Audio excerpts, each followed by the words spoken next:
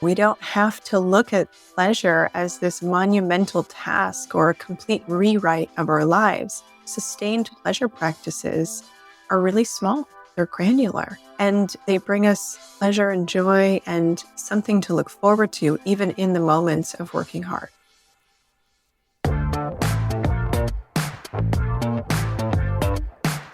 Hello and welcome to the BBXX podcast. Let's get intimate. I'm your host, Sasha Laurie, and I'm here to bring you content, conversations, insights, perspectives, and lessons learned that will bring you closer to a deeper appreciation for and relationship with yourself. I'm here to bring you conversations about sexuality, self-awareness, self-development, relationships, intimacy, exploration that will guide you on your journey to deeper self-understanding. Our close relationships account for 70% of our happiness and 90% of our well-being. So better relationships really does mean a better life. I'm so happy to have you here with me. And as always, I'm right here next to you along for the ride on this wild, crazy, beautiful journey. Dr. Kate Balestrieri is a sex-positive therapist focused on helping people heal from trauma, recover from addiction, improve their relationships, establish healthy boundaries, build effective communication strategies, and improve their sex life. She's also the founder of the platform Modern Intimacy, which provides an inclusive space for people to get access to education about important but stigmatized topics that many of us live with every day.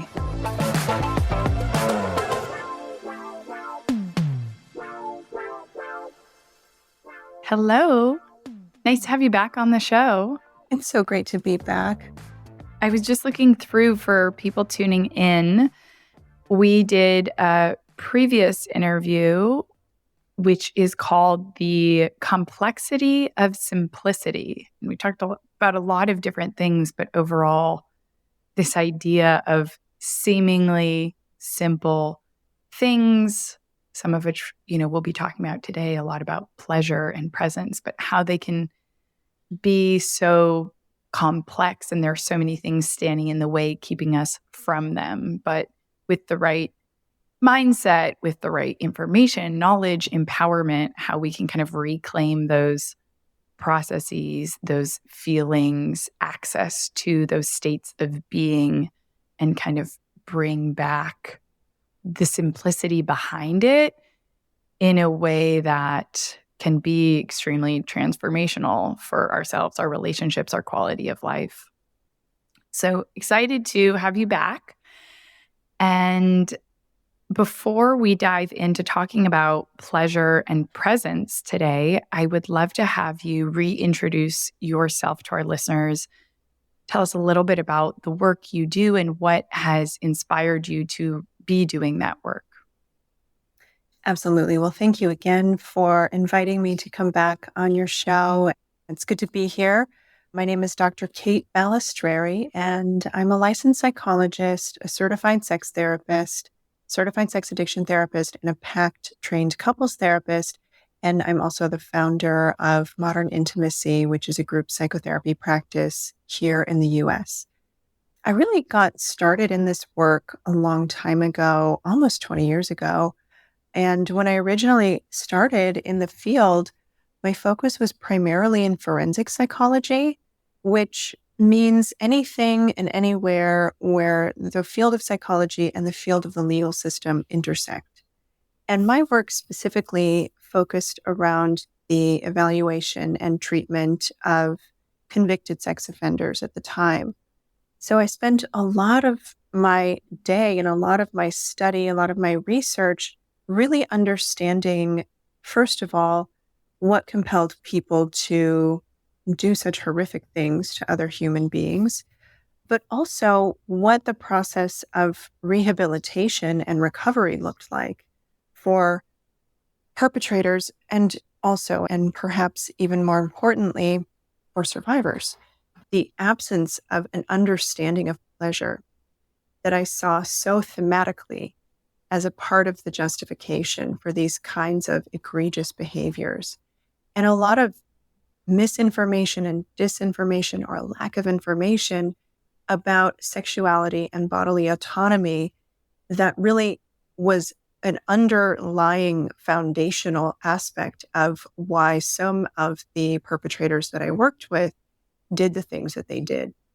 And so that work to me was so valuable. And the process of rehabilitation is very long and arduous, and in some cases possible, and in some cases not very possible. But what I found was that for a lot of the folks who did show behavior modification, there was a plateau in their recovery and in their ability to sustain their changed behavior, because the treatment kind of stopped around containing inappropriate behavior. That's an absolutely essential element of that program. But there wasn't a lot of information about how those people, those humans, could start to incorporate pleasure back into their lives in a safe way. And so I decided to move away from that work eventually, and not necessarily related to that. But I wanted to have a more holistic perspective of sexuality and human behavior that did hold space for containing inappropriate or unhealthy behaviors and helping people make sense of and stop anything that was hurting themselves or others. But also then to look at how do they explore a life that really feels exciting and worth living. And that includes pleasurable intimacy with themselves and with other people that does respect everyone's autonomy and boundaries. Yeah. And what I'm hearing is, and this is the kind of the reason that the podcast also exists, is being able to understand these topics from a systemic perspective. When we're talking about sex, sexuality, or communication, or personal development, self-awareness, not just the kind of surface level benefits or outcomes that come, but what happens in a system or an alternate parallel universe where people don't have access or expression for those things. And really recognizing that so many systemic and societal issues can be traced back to these things. Because when we think of, oh, sex education, is it important or not? But also, what else does it represent? It represents communication education, respect education, self-awareness. And okay, well, then what happens if we don't have education for those things? How do people develop or not develop as a result? How do relationships between people, again, non-sexual, non-romantic, but dynamics kind of in society overall, develop as a result? And you can actually find so many parallels between politics, between so many things can be traced back to these core themes, a lot of which are related to kind of this early education, or in our case, in our culture and society, the lack of. And how this self-awareness overall can be completely transformative when people are given the containers. What it seems like is happening is a lot of that work that you were speaking of, that those people go through, is stuff that didn't happen earlier. Had it happened earlier, there wouldn't have necessarily been perhaps the need for it. But it's these human core things that, when mistreated or gone misinformed or uninformed, kind of manifest on top of each other and eventually have to be dealt with. But how can we switch to kind of a proactive and preventative rather than a reactive kind of Band-Aid on a much, much bigger, deeper issue? Exactly. Exactly. Education around pleasure is really preventive medicine for us as individuals. It's preventive medicine for our relationships, and it's preventive medicine for our society and for our cultures. So when we restrict pleasure or deny pleasure, inevitably there will be pockets of entitlement that creep up in response to that. And so that's sort of the context in which I think about how to help people understand how to incorporate pleasure into their lives and why it is really not a luxury, but in fact a necessity. Yeah, I like that way of putting it. And drawing all these threads between bigger issues, right? And I'll have you talk a little bit more about the operational definition of pleasure in a bit, but even just themes related to our work culture and burnout and all of these things where if we don't think we deserve, right? And again, pulling pleasure out of the sexual context, if we don't think we deserve a break, right? That could be a form of pleasure. If we don't think we deserve vacation or rest or self-care or any of those things, then a lot of these negative consequences in our lives, such as burnout, such as disconnection, can again be traced back to some of these beliefs or false beliefs or limiting beliefs surrounding pleasure. So I'd love to have you talk a little bit about pleasure, this word that many of us have heard so many times, but I'm sure many of us also attach it to different things or have certain associations. And so speaking a bit to, I guess, how you think about it, but also how broadly and the different ways it can be interpreted or the different areas to which you apply and talk about that word and the importance of that feeling or concept. At the start of the episode today, when you mentioned our previous episode, simplicity and complexity and simplicity, pleasure is one of those really beautiful examples of that because it's really abstract in a lot of ways and it is hard to operationalize. But I sort of think about it as an experience of something that feels good. So it's in many ways something that accesses our senses, any one of them or all of them. And it's kind of a somatic experience of something that feels good or enjoyable or euphoric even in the body. We can have mental pleasure too. The things that we think about can be fun and interesting or pleasurable. We might enjoy a fantasy, for example. But I really find that in my own working definition, pleasure is best experienced as a mind-body conversation and awareness. Pleasure can be something that is fleeting and it can be something that has a longer sustained experience. But overall, it's really about enjoying something and finding a sensory experience, something that brings delight or contentment or even a sense of peace. Right. And I think it's helpful to visually imagine this sort of Venn diagram or overlap between these different things of, okay, pleasure not just as this separate sexual or probably a lot of times maybe on a subconscious level associated almost in a negative. And I think we can get into some of that cultural programming. But okay, it's overlap with joy and calm, peace, contentment, right? All of which are key ingredients to happiness. And something that did just come up for me that I think about and talk about a lot because I love kind of cross-cultural topics and beliefs so much is how differently our culture views and prioritizes, or better said, deprioritizes pleasure. Off the top of my head, I think of in Spanish, the word gozador is an enjoyer.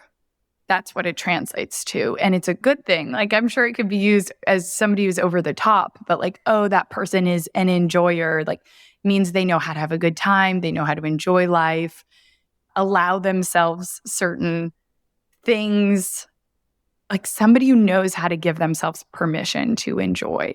And we don't have a word for that. We have like hedonist, which is like the closest thing that I can think of, which is generally negative. Even other cultures have always a word for cozy or pleasure, or hygge, which is the Danish word for like cozy, or in winter, it's like a feeling you try and create to help you get through winter, this feeling of coziness. But maybe just off the top of my head, but I can't really think of words and feelings that are positive that we are taught to strive towards. I think there are a lot of words that are, more culture of challenge, culture of discipline, culture of these sorts of things. What are your thoughts on how we view and how our culture communicates about pleasure?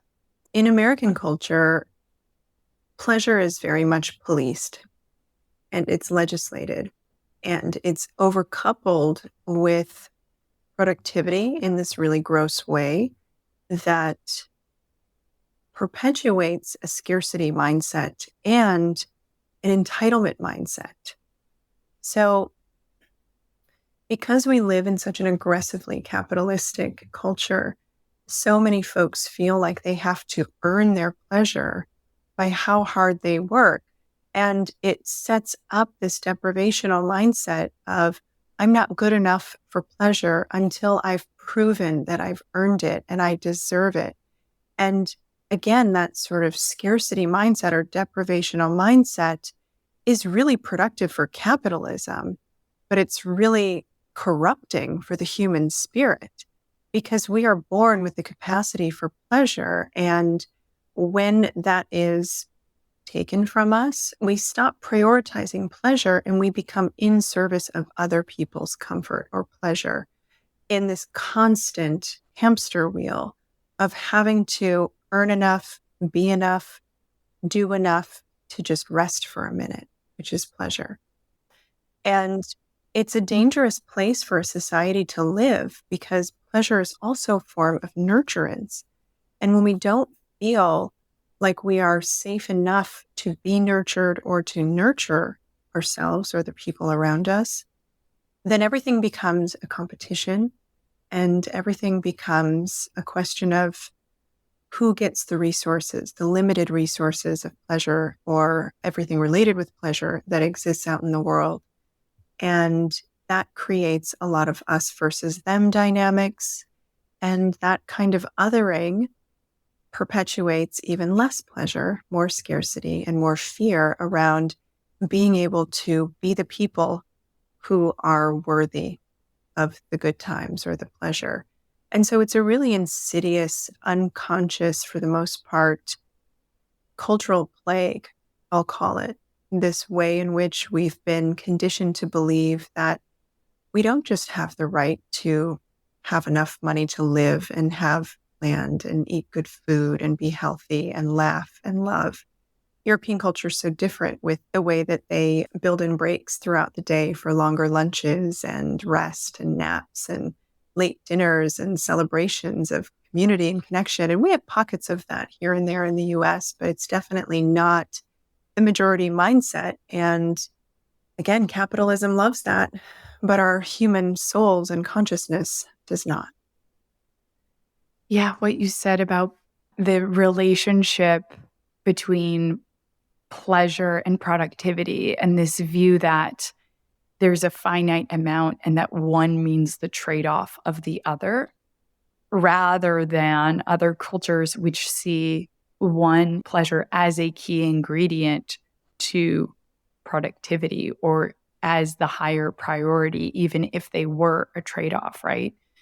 And challenging, and I see this all the time with clients and in conversations, right? Where how can we actually change our mind, which is very difficult because we've been conditioned to believe that pleasure is conditional, but believing certain ideas, perspective challenges that I bring up to my clients are, what if what's best for you is actually what's best for the other person or your business, your company, growth, those sort of things. And a story that came up for me is this video that I absolutely love. It's in Spanish. It's called El Pescador, but I think it's kind of this based on a fable, The Fisherman. And it tells the story of a fisherman who comes in, and there's this businessman on the beach, and he's watching the fisherman bring in the fish, and he goes up and he says, "Oh, how many hours a day do you spend fishing? What do you catch?" He says, "Oh, I fish for a couple hours and then sell what I need." And then he goes, "Well, what do you do with the rest of your day?" He goes, "I go home, I take a nap, hang out with my wife, play with my kids, and then drink some beer with my friends." The businessman goes, "I have an MBA from Harvard. And let me tell you, I can help you grow your business. I can help you scale and expand and make tons of money and this." And he starts going through the steps and the sacrifice, right, that will come from it. And eventually all culminating in being able to finally sell your business and then be able to experience pleasure. And the guy says, "Well, then what happens?" And he goes, "Well, then you can hang out with your wife, hang out with your kids, drink some beers with your friends." And the guy just looks at him as if he's crazy and walks away. And I just feel like that really exemplifies the way we're thinking about it. It does. It's such a great story and points out how ludicrous our rat race can be sometimes. Yeah, we're rat racing to where we already could be if we allowed ourselves to be present, allow ourselves pleasure. We're racing to a place where we could already be and therefore missing out on the possibility of experiencing it. Yeah, well, so much of why we do that is because we live in such a hyper individualistic society. And if we had more community, if we had stronger community where we looked out for each other as much as we looked out for ourselves, that creates this stable safety net for people to not feel like they're going to fail if they are not putting in every ounce of energy towards surviving. When people have your back, it's a lot easier to breathe. And in our culture, we're really, really hyper individualistic, rugged individualism. And that sets us up for constantly needing to be in survival mode all the time, which again makes it hard to be present and to engender enough security so that we can take a step back and enjoy and be present. And that's a part of how capitalism is structured. Keep people hungry, keep them wanting, keep them in need of something, whether it's a tangible resource or an identity resource. And either way, that will keep people motivated to stay productive so that they can rest in the comfort of having earned relief and pleasure. I've seen with the pandemic, there have been a lot of, I think, awareness things or walls that have been hit, right? Or limits or kind of realizations, or it has served in some ways as a catalyst for certain things and awareness around certain topics that are related to this. What have you seen in terms of shifts in people's mindset around pleasure, presence, or any related themes now compared to pre-pandemic? There's certainly so much consciousness about our systems and the way that we operate as a country today than there was before the pandemic. And there are many reasons for that. But when you think about our whole culture as one system, what I'm seeing is that there's a bit of a bifurcation in the sense that there are some people who are saying these systems don't support us. I'm returning to a more simple way of being. And I'm going to prioritize presence and pleasure and my nervous system and my loved ones. And if I don't make as much money, that's okay. And then there are other folks who respond to the fear of our democracy collapsing and our economy collapsing by saying, I'm going to run full force into security in a different way. And that looks like making as much money as I can, setting myself up and my loved ones up for this financial success. And I don't know that there's a right or a wrong. And in every system, you're going to have people who will play out the polarities of response to fear. And that's what this is. So again, there's going to be a lot more people who are working in that kind of frenetic, have to make money, have to do the thing, buy the house, get the car, have the title, all the things. And there's nothing wrong with ambition. I'm not trying to shame ambition.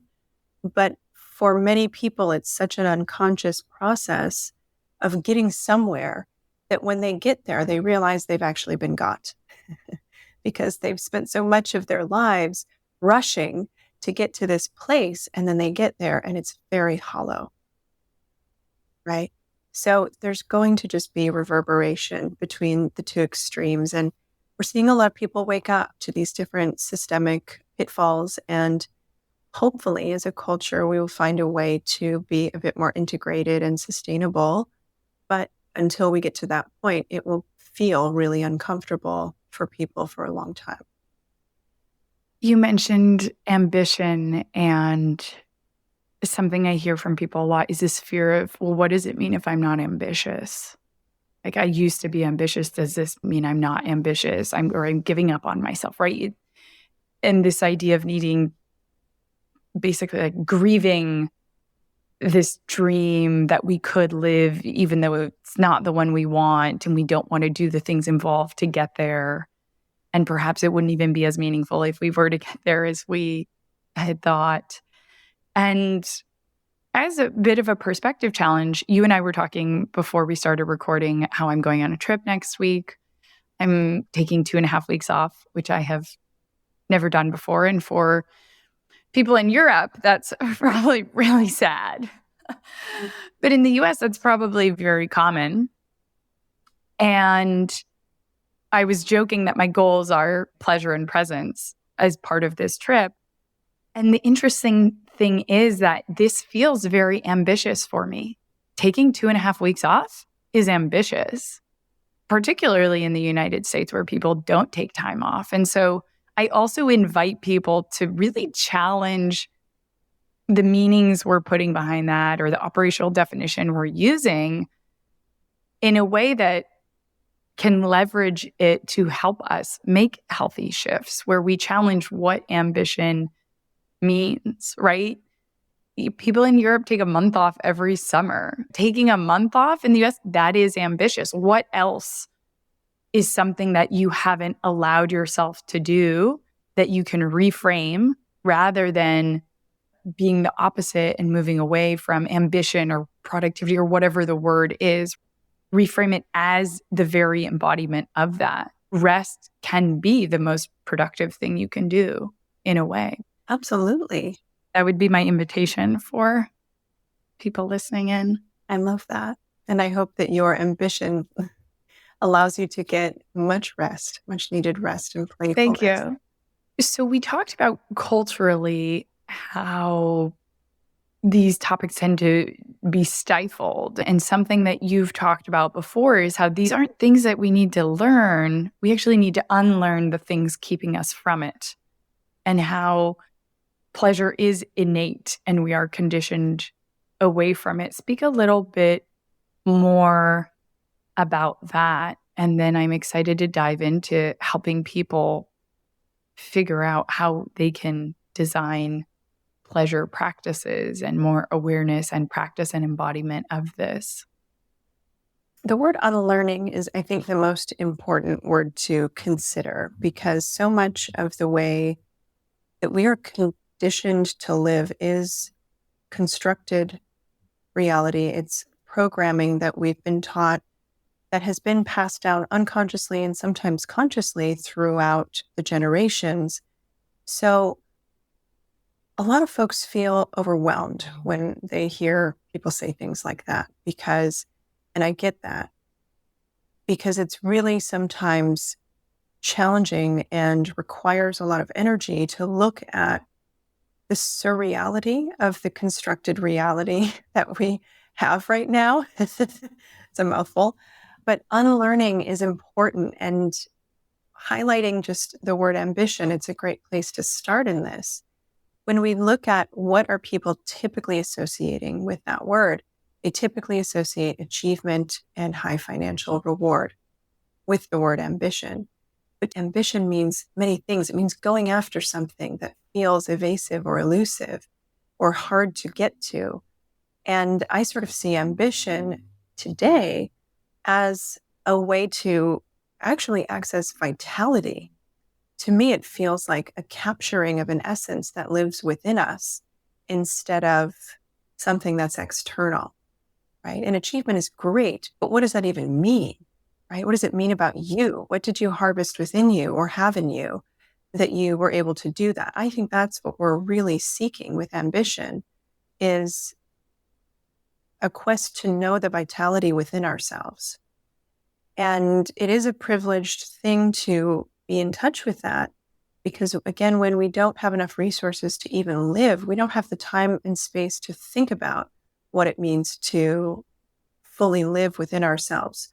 So in starting to consider what does pleasure mean, I think it's imperative to look at, one, how you're defining different terms, like ambition, for example, and how might you have been conditioned to overcouple ambition with financial success?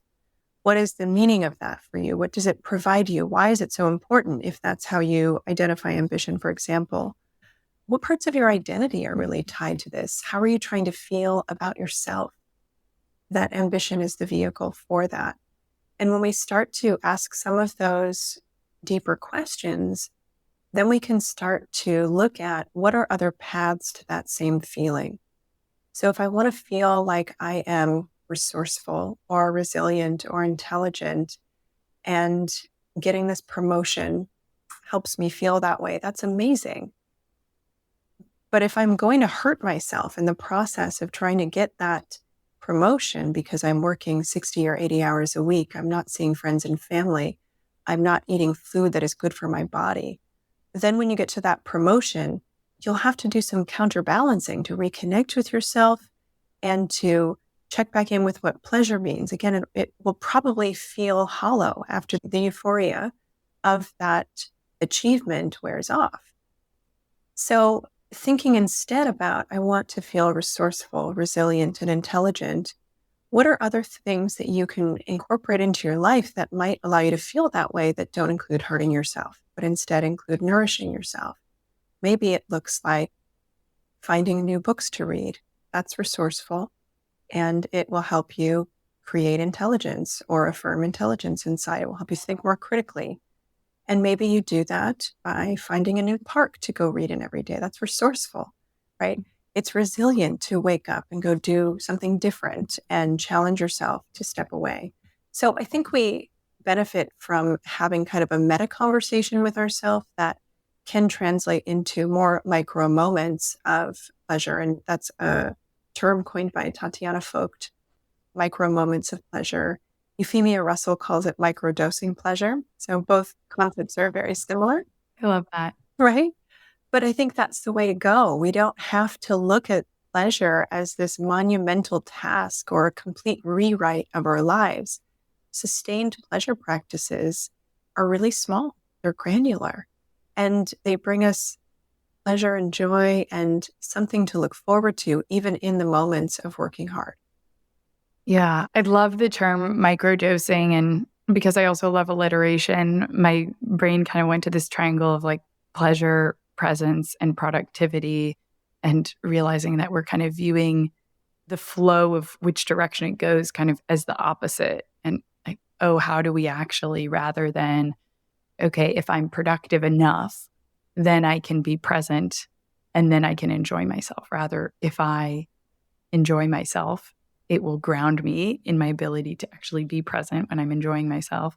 And I will be energized and fueled and be productive in other areas and other moments of my life. When we talk about pleasure, I'd love to have you speak a bit to the relationship between non-sexual pleasure and sexual pleasure.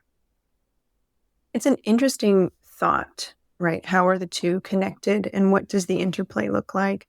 I do see them as very interconnected because for some people, pleasure is only accessible during sex. Some people, pleasure is only accessible in their non-sexual lives.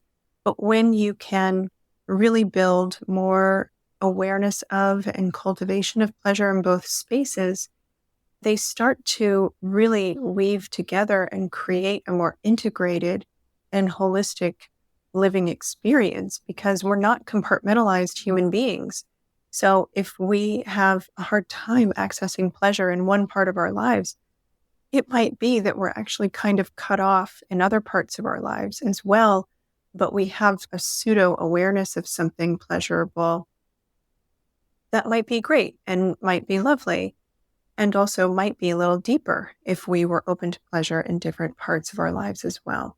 So I think about pleasure as kind of almost like the roots of the tree. And if you only have roots on one side, it's not going to be a very stable tree.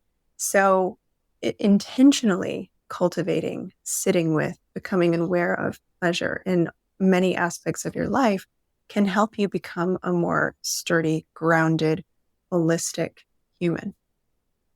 Yeah, I think the relationship is fascinating. And if we were to think of it, if there's stagnancy in any one or particularly in both, right? You talked about kind of this flow. And so my brain went to water. And if the water is stagnant, but if we get the water moving on one side, eventually those currents will begin to have an effect on the flow on the other side, right? And then eventually things will move. And so, as well, if this is something that, yes, it's something innate to us that we're conditioned away from us, and something we'll have to practice to uncover and get back in touch with. And so, if this is almost a skill in a way, then exercising, right, that muscle is going to strengthen in whichever side, in whichever area of life. The same thing happens, right, with communication. When you practice communication at home, whether it's with your kids or your partner, that has an effect on your communication at work. Or the joke of learning to ask for what you like in the bedroom is actually going to improve your ability to ask for what you want or need in the boardroom or to your boss, right? It's expression, communication, pleasure. All of these things are gonna have cross-categorical benefits because they are, like you said, connected in a big way. And they become more connected the more that flow gets going. It does. It does. And sex is such an interesting part of the human experience. And it breaks my heart the way that we have been so conditioned to see sex as something negative or something that is so compartmentalized from the rest of who we are, because that's not a truth. Our relationship with sex tells us a lot about our relationship with just about everything else in life. And your example is so great and so profound in its simplicity. When we struggle to advocate for ourselves in other areas of our lives, we are likely going to struggle to advocate in healthy ways sexually, and vice versa. When we start to become more aware of pleasure and what our body wants and needs and how it feels when it receives those things or doesn't, that interoceptive or sort of internal body-mind conversation is incredibly invaluable knowledge on how to sort of show up in the best way that we can as human beings on this planet. So I think it's important to recognize the generalizable impacts that happen when we address even just one part of pleasure in our lives. It will carry over. Right. And the more that, we practice and lean in, the more that momentum sort of will build, and the more positive feedback that we'll get as a result. And I think going back to those beliefs of pleasure being conditional, we were talking about pleasure in general, and that's just so true in both non-sexual and sexual pleasure, of beliefs about whether or not we deserve it or have earned it, or so many things like that. And then going back to, again, that cycle of self-sabotage and shame, which shows up in, I think, both sexual and not non-sexual, right? Like in stress eating or in sex or going out, or these things where then we have to overcompensate because we've been living in a state of restriction.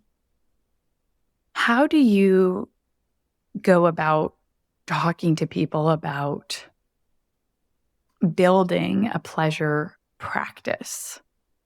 Tell me, what is a pleasure practice And why is it important? And how can people begin to experiment with what that means for them? A pleasure practice is really a commitment to being present with pleasure and acknowledging it and making space for it. So it, as I said before, it can feel really daunting to people who don't know where to start or who have been conditioned to believe that pleasure is shameful or hedonistic or somehow selfish. That's a lot of the language that we hear that conditions us away from pleasure. So it's an interesting manipulation of our identities and our sense of self-worth and the connection that we have spiritually to one another when we grow up with that kind of language. So the first step that I look at is what negative messages might people be sitting with around pleasure and shame? And do they face any real consequences of stepping into pleasure? For example, if they started to set boundaries so they were no longer as exhausted in their lives and they said no to people who were entitled to their time or felt entitled to their time, would those relationships be compromised?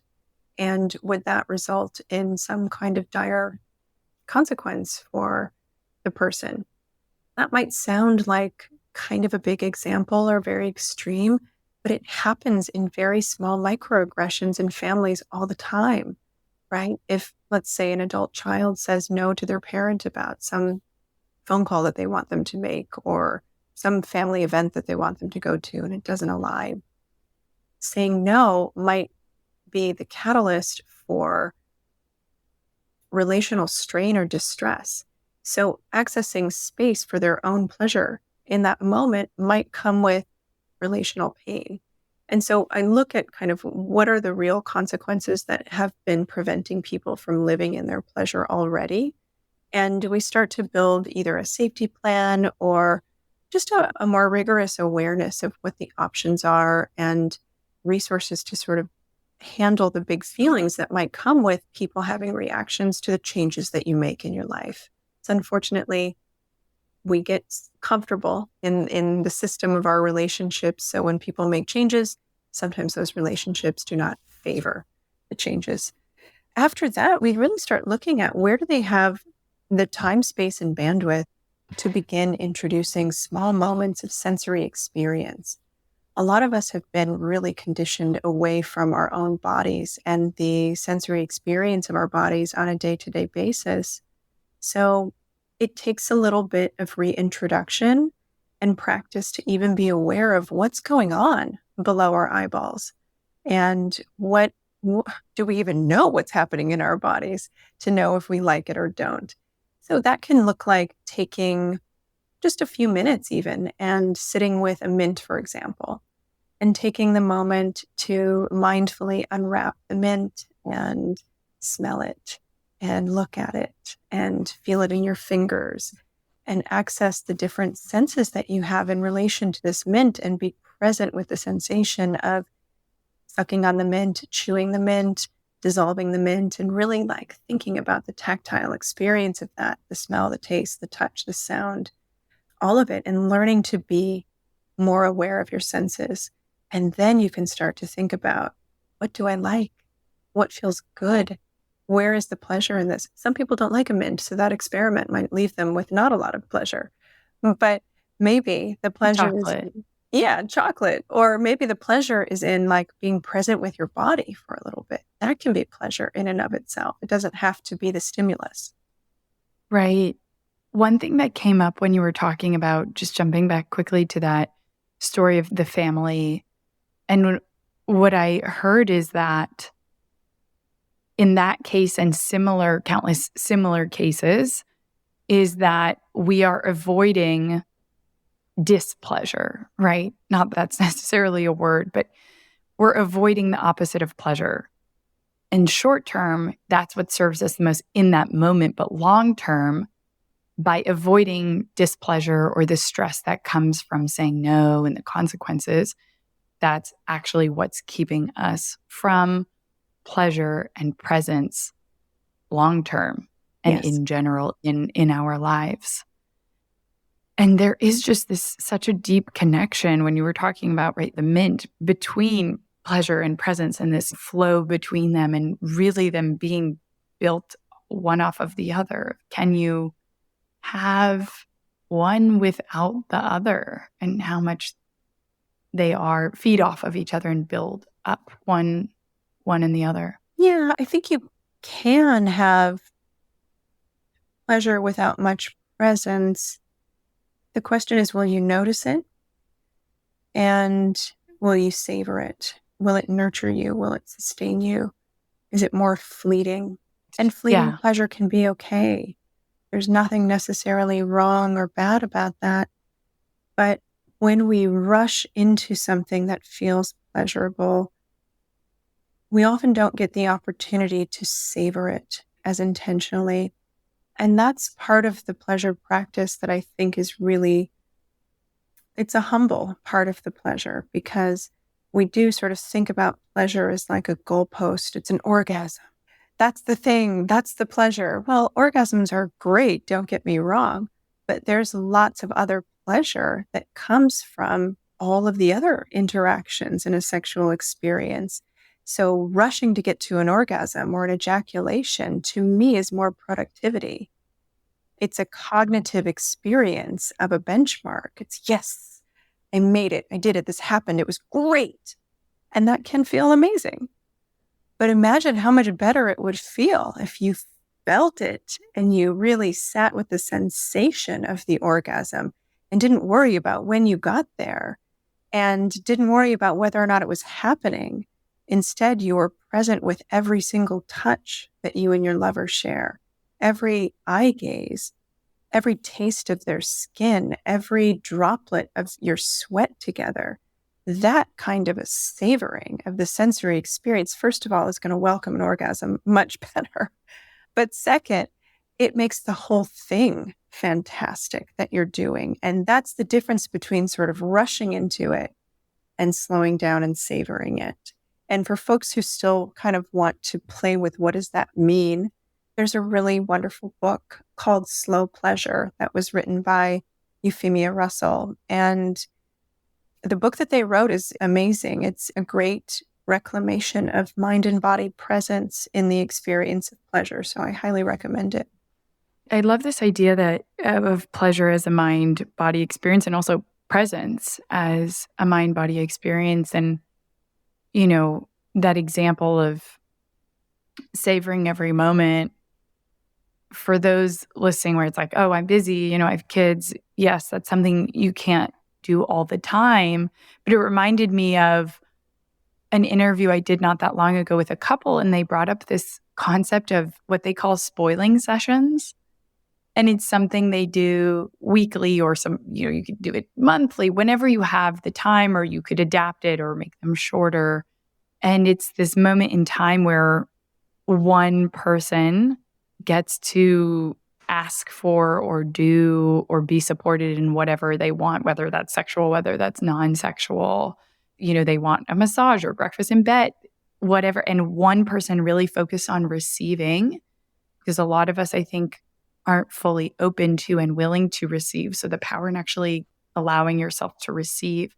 And the other person completely dedicated to giving, which also can require a lot of presence and breed presence and pleasure in its own way. And so that's something that, an example where people can go back and listen to that. Another thing came up when we were talking about this relationship between pleasure and presence, and you talked about how it's more sustainable. The more presence involved in our pleasure, the more it can sustain outside of that moment, and we can continue to get value and continue to be nourished by it. In a way, how, for example, exercise, when we engage in certain types of things in the moment or exercise, it activates our metabolism, which then continues giving us the benefits outside of that moment. And so I earlier referenced pleasure almost and presence as a muscle.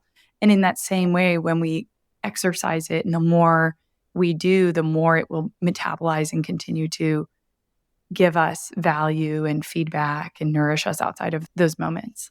Absolutely. The other day, I was on a walk with my sister, and she turned to me and she said, "What if there was a pill that you could take and it just would force you to be present in the moment? Like you had no choice but to be fully 100% present in the moment."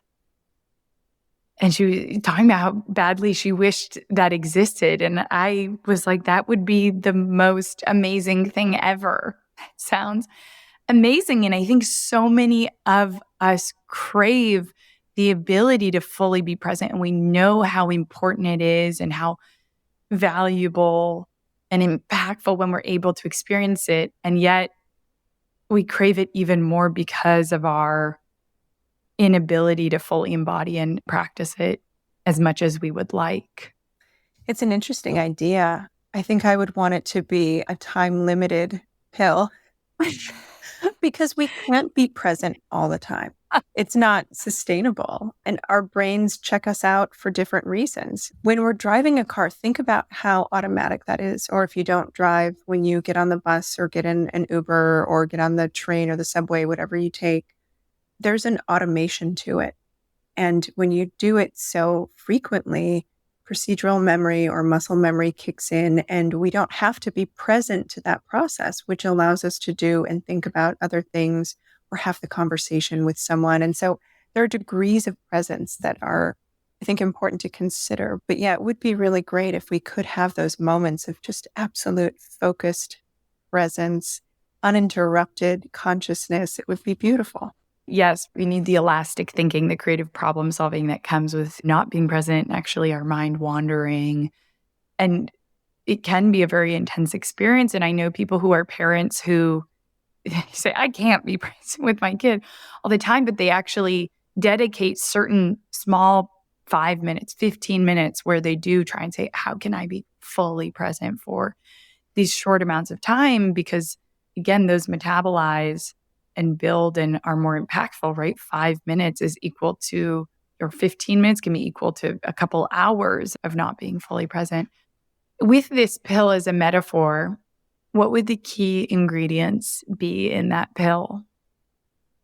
I think the key ingredients would be safety and comfort in some ways. And by comfort, I think what I really mean is acceptance, right? When we feel seen, when we feel safe, when we feel valued, then we don't have to fight so hard to be seen, safe, or to feel valued.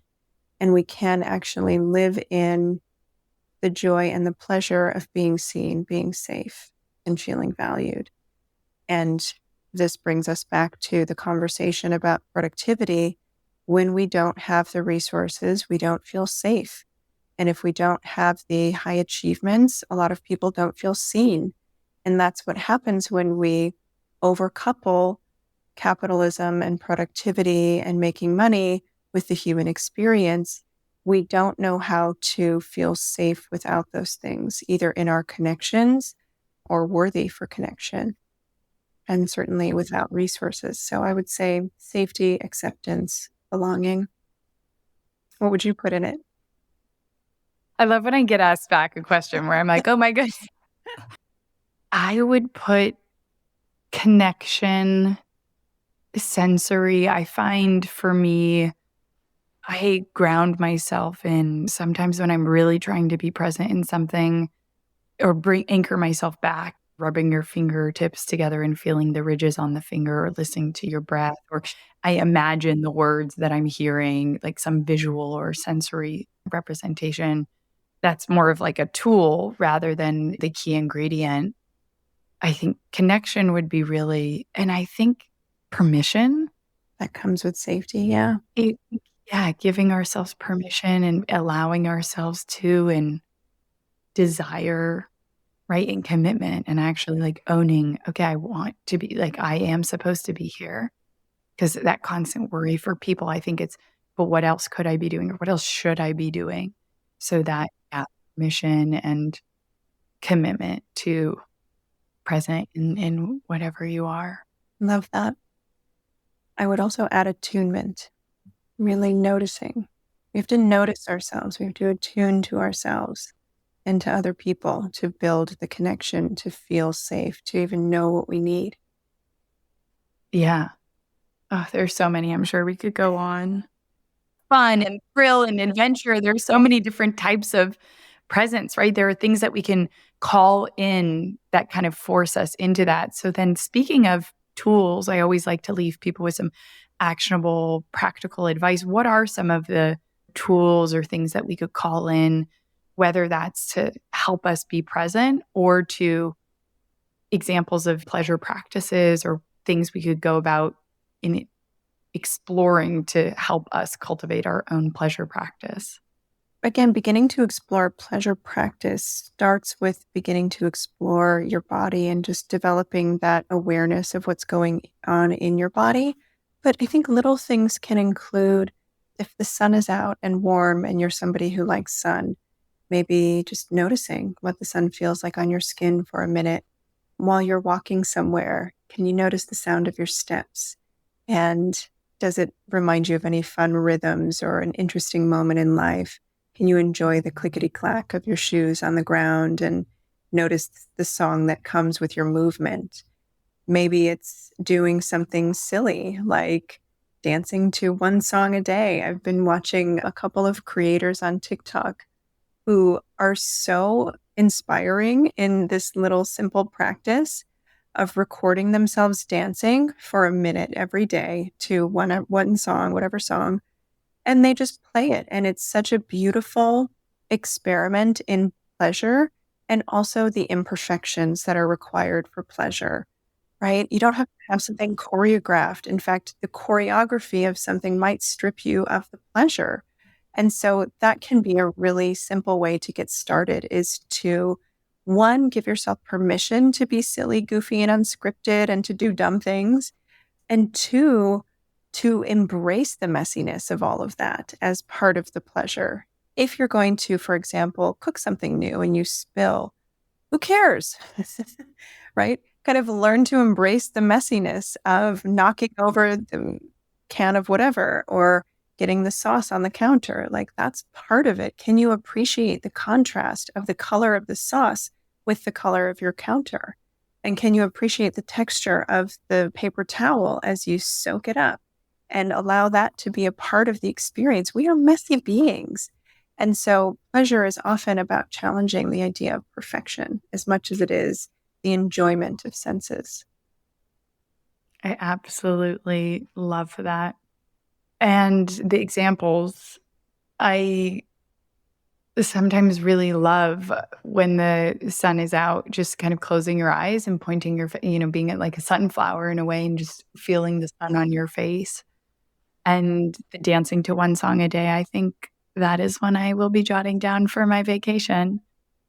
As we get ready to wrap up this amazing conversation about pleasure and presence and how to cultivate a practice around those feelings, states of being, and what is necessary in order to tap into that, I'd love to have you speak to this idea that you introduced that cultivating a pleasure practice is an act of reclamation and can be an act of activism. Yeah. So I wish I didn't have to make this a political comment, but unfortunately, the personal has become so political that it's really difficult to avoid that. But pleasure is a form of activism in many ways because of the legislation around who gets to have pleasure and when they get to have it. And when we have a society that is really overcoupled with these hierarchical power structures, the systems that we live in and that govern our existence are in place to basically legitimize the people at the top of these hierarchical power structures as being the people who are quote unquote deserving of pleasure. And the lie that we've been sold is that if we just work hard enough, we'll get there.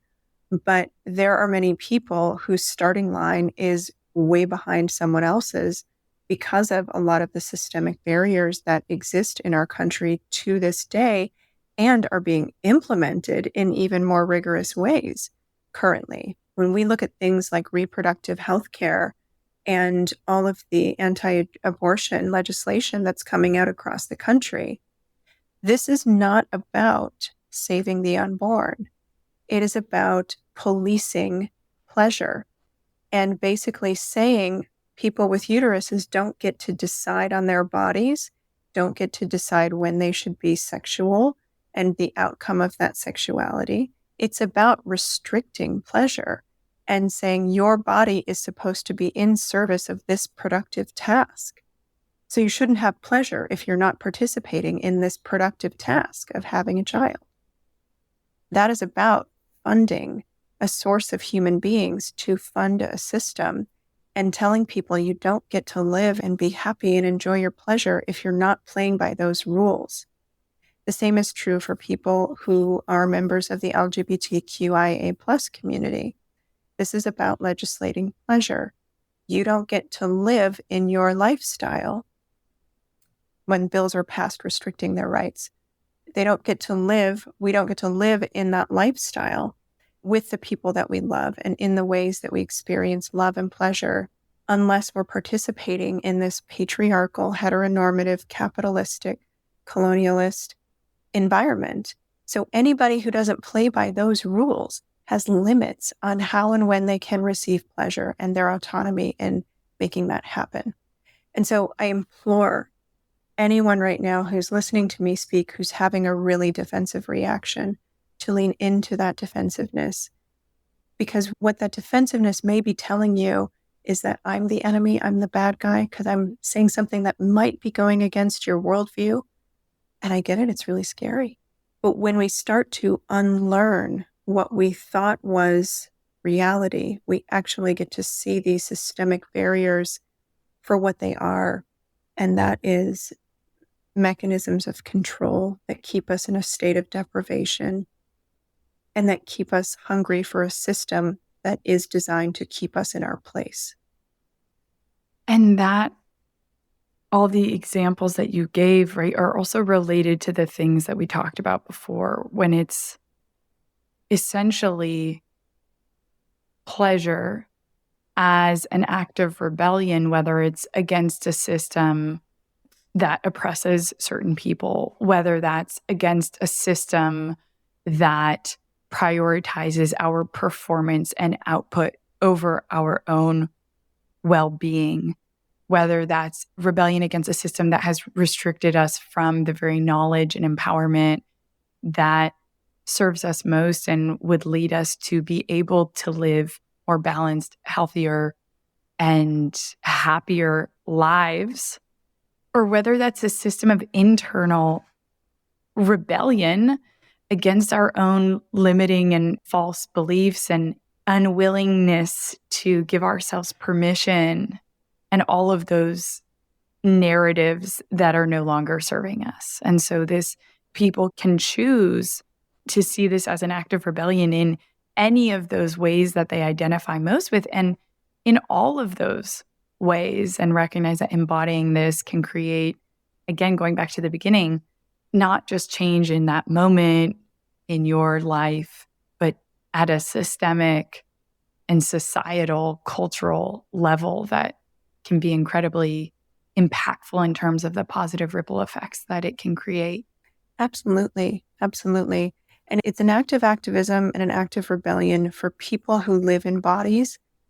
For example, people of color, people who are disabled, people who are not fitting into sort of this white cishet male body that seems to be at the top of, not seems to be, is at the top of this hierarchical structure. For folks who are not in that top group, I don't like that language. I'm not trying to reinforce that language and say that it is the way it should be. But it is an act of rebellion to say, I don't look like that. My body isn't like that. And I still deserve pleasure, because you do. We do. And that's why saying, I'm going to live into this innate human right of experiencing pleasure is a way of reclaiming a status in the world as a worthy human being, regardless of what your identities are, regardless of how much money you have, regardless of the size or shape of your body or color of your skin.